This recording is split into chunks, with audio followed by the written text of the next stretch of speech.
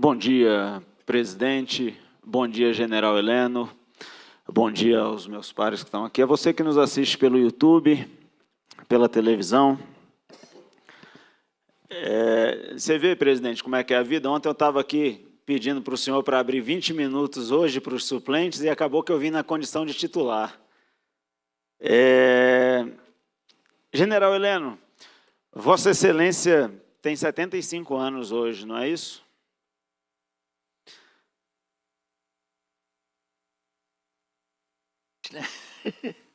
Pronto, voltou. Infelizmente, 75. Felizmente. Com saúde, felizmente. Eu tenho um amigo que diz que só não fica velho quem morre novo. Não tem outra alternativa. Eu tive a alegria e a honra de conhecê-lo por ocasião da última campanha eleitoral. O senhor tem uma vida dedicada ao Brasil. O senhor é um patriota que abriu mão dos seus anseios e da sua vida pessoal e, num gesto de abnegação, decidiu servir ao Brasil e ao seu povo.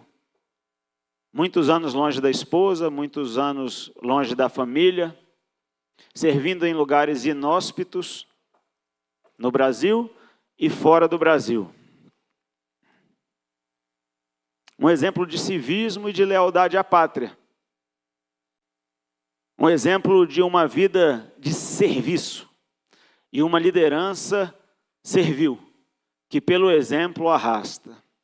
Então, eu gostaria de dizer que para essa Câmara Legislativa, a presença do senhor a torna mais nobre. O senhor falou ali fora, antes de entrar, quando assinava o documento como depoente, o senhor falou, é a primeira vez na vida que eu assino como depoente.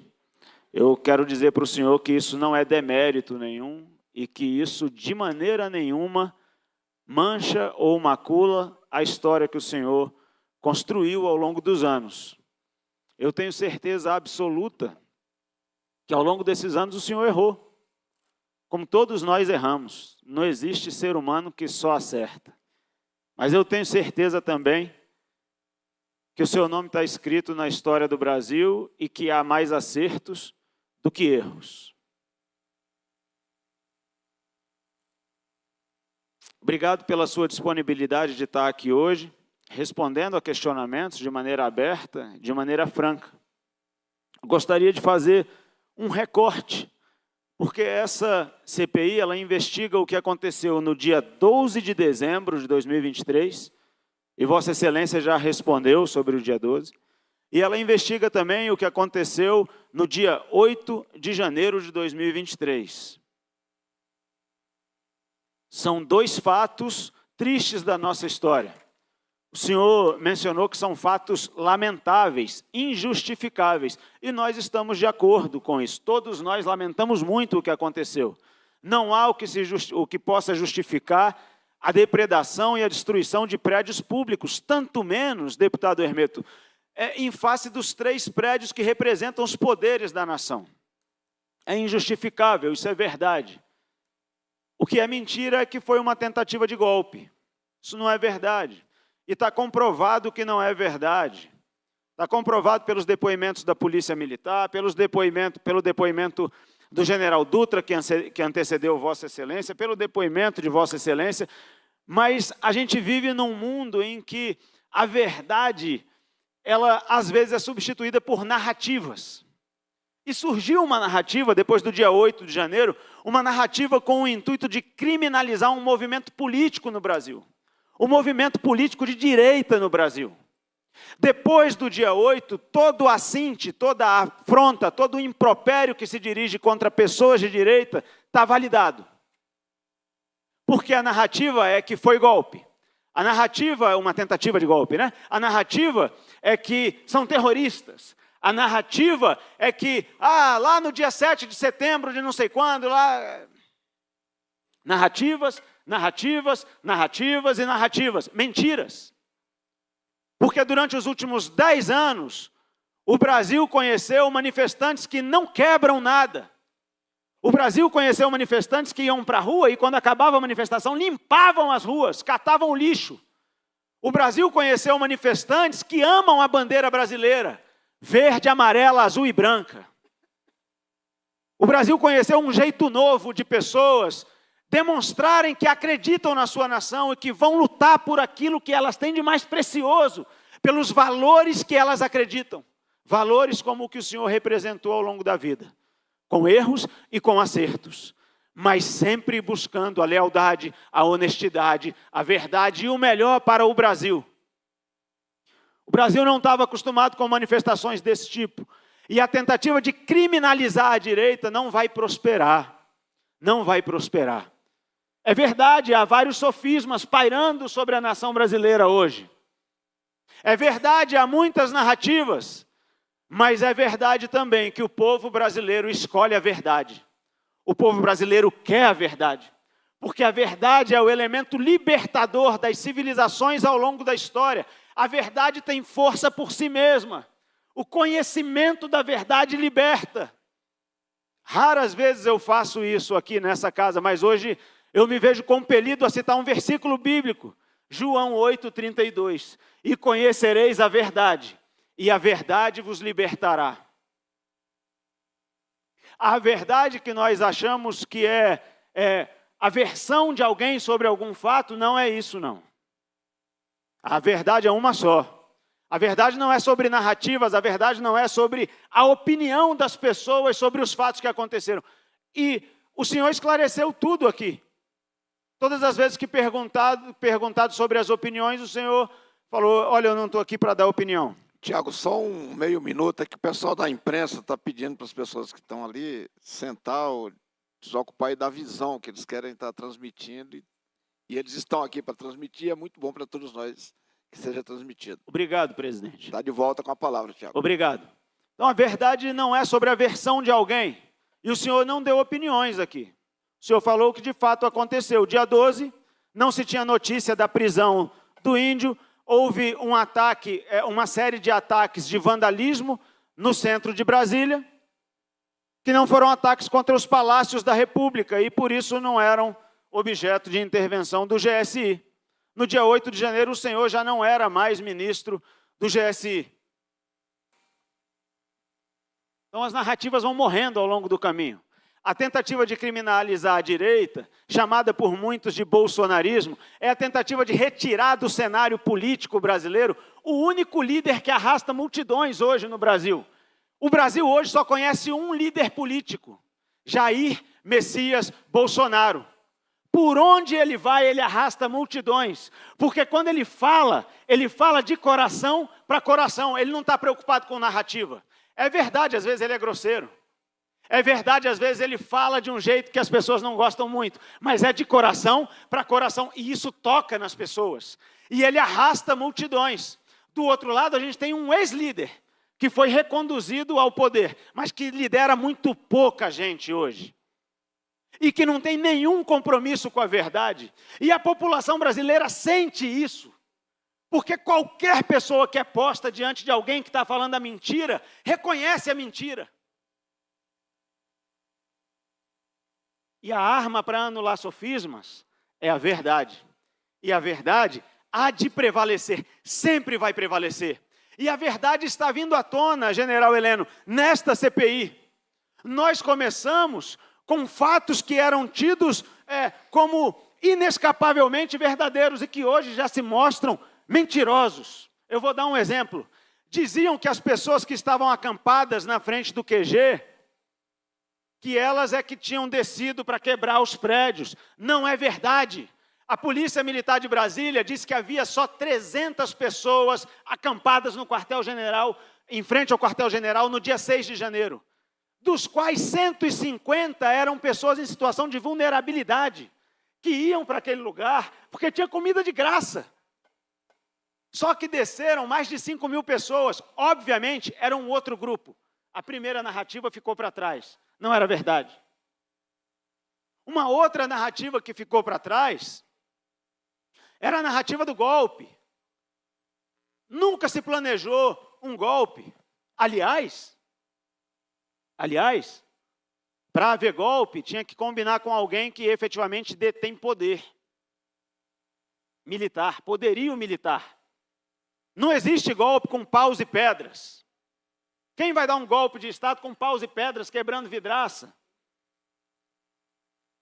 Não tinha uma arma, não tinha ninguém das Forças Armadas, não tinha nenhum poder paramilitar, não tinha nada, não é golpe. Foi outra narrativa que ficou para trás.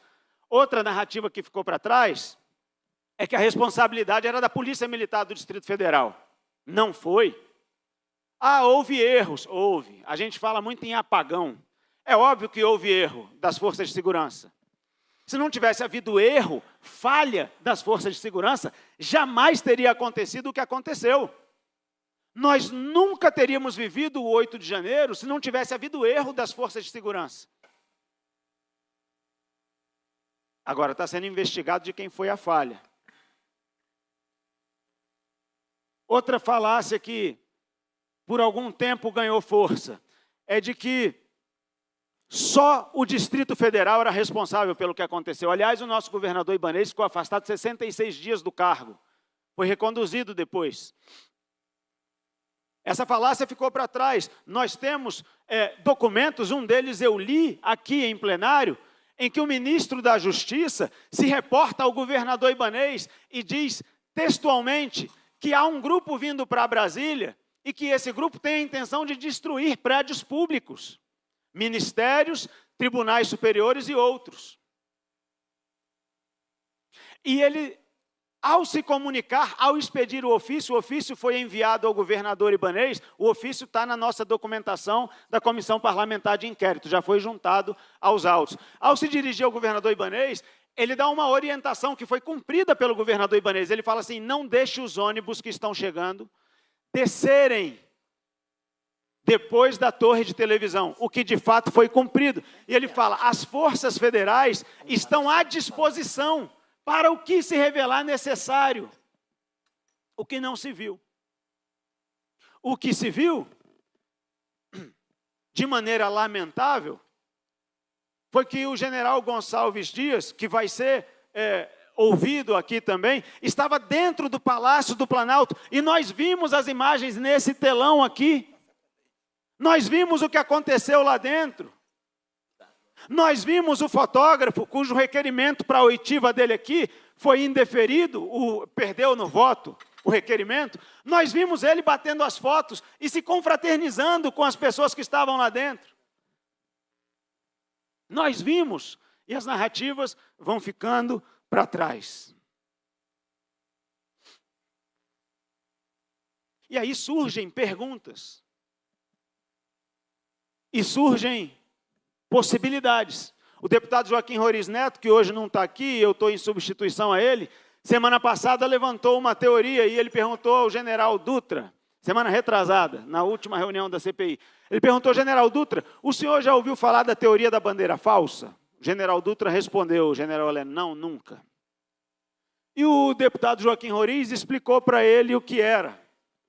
Eu não vou tentar explicar de novo, mas basicamente o que ele quis dizer para a gente foi o seguinte, quem se beneficiou com o 8 de janeiro?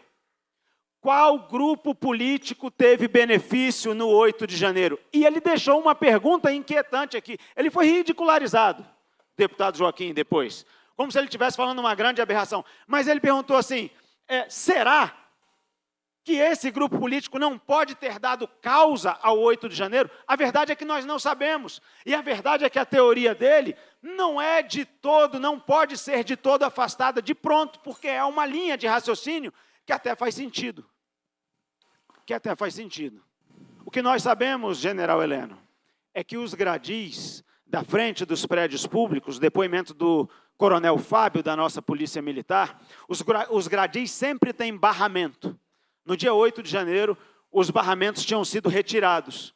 E eu perguntei, coronel Fábio, quem é o responsável pelos gradis? E ele falou, cada prédio é responsável pelos gradis que estão à frente da sua estrutura física.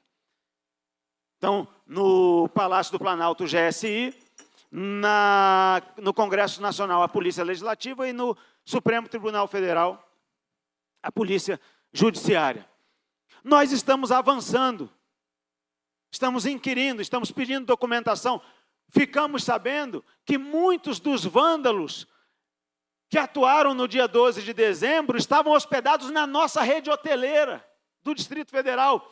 Pedimos a informação ao Ministério do Turismo para saber quem são as pessoas que estão aí com os nomes como hóspedes no dia 12 de dezembro de 2022. Recebemos, são mais de 1.000. Nós vamos tentar descobrir quem pagou o hotel dessas pessoas, por que elas vieram para cá para quebrar tudo, por que conseguiram se evadir, como conseguiram se evadir.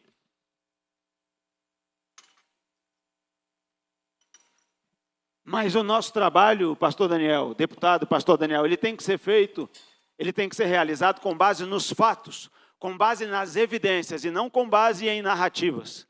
Nós não podemos e não vamos nos render a esse mundo da pós-verdade em que importa mais a narrativa do que o que os nossos olhos veem.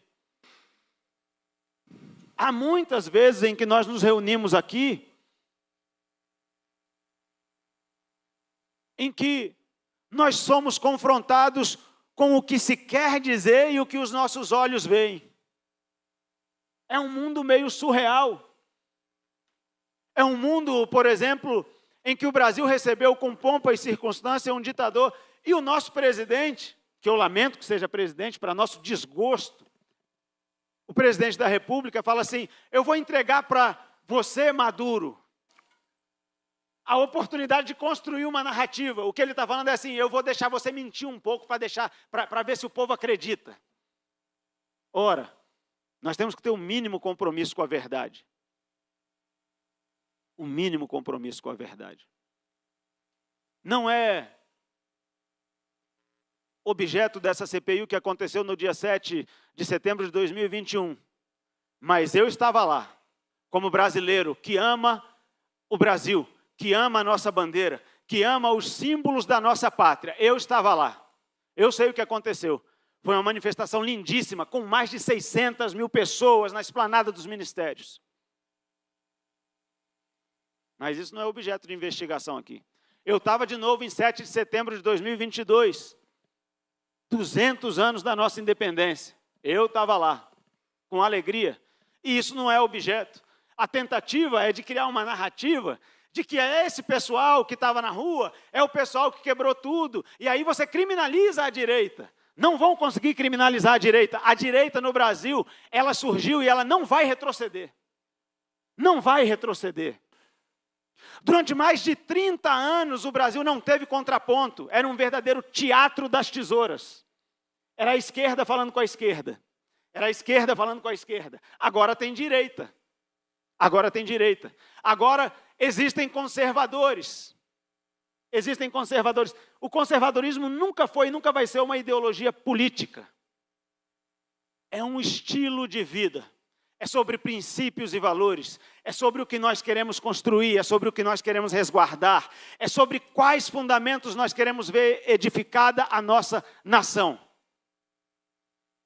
Verdade, justiça, juízo, direito, Estado de Direito, onde estão todos igualmente postos perante a lei, sem distinção por causa do cargo.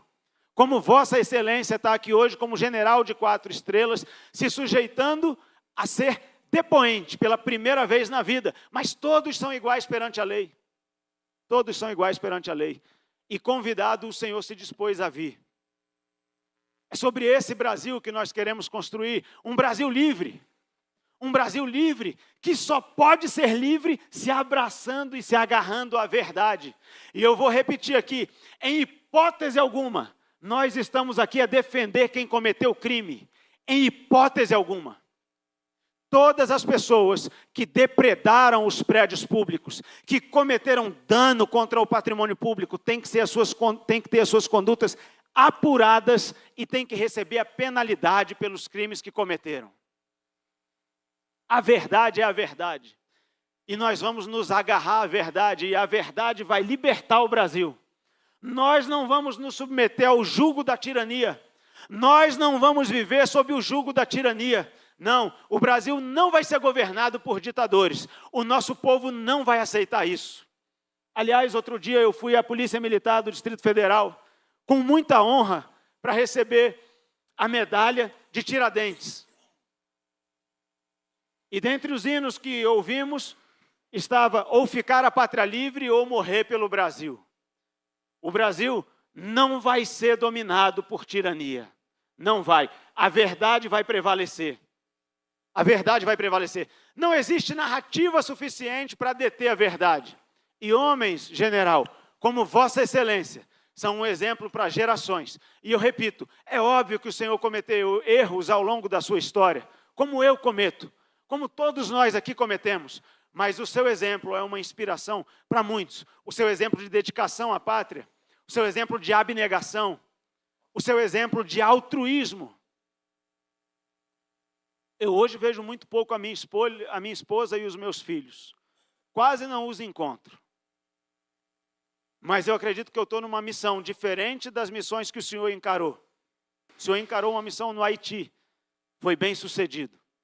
O senhor encarou missões na Amazônia, eu estou só aqui na CLDF. Mas tenha certeza que, como eu, muitos outros se inspiram em pessoas como o senhor, sabendo que é falho, sabendo que é imperfeito, sabendo que ao longo da história cometeu erros e acertos, mas que decidiu servir a pátria.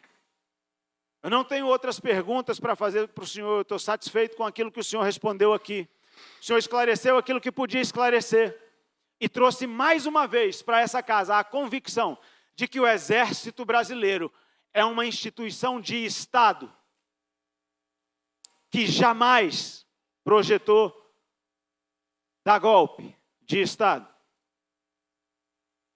O general Dutra falou a mesma coisa. Aliás, eu trouxe a documentação do general Dutra e a documentação que ele trouxe para essa CPI corresponde a tudo que ele falou.